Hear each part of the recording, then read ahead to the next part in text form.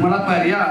சரி, நாங்கெல்லாம் எங்க ஊர்ல முளைன்னு சொல்லுவோம். முளைப்பாரி இது போன நாள் 3வது நாளையில முண்டிக்கிட்டு வந்துருவா. அதாவது விதைத்தவன் உறங்குவான், ஆமா, விதைகள் உறங்குவதில்லை. ஆமா, ஆகையினால அந்த 8 நாளுக்குள்ள கட்டுக்கோப்பா இருந்து முளைப்பாரி வளர்க்கான்னு சொன்னா சும்மா எப்படி தெய்வத்தோட பக்தியும் சக்தியும் முக்கியம். உரி விடுதா இல்லையா? எப்படினாலும் மலைப்பாரி வளர்ந்தா உரி விட்டுருவா தெரியுமா? மலைப்பாரி வளர்க்கறதுக்கு பயிர் இதுகளை போடணுமா? ஆமா, பயிர் எல்லாம் போடணும். அதனால சரி, பட்டி பெருகி பால்பாடு வாங்கி நீங்க எந்த இடம் போனாலும் தங்க முகமாகி நீங்க செய்கின்ற தொழில் சியாமலாவும் பெற்று உங்க வீட்டு வாசல மூதேவி அன்றோடி சீதேவி நின்றனங்க.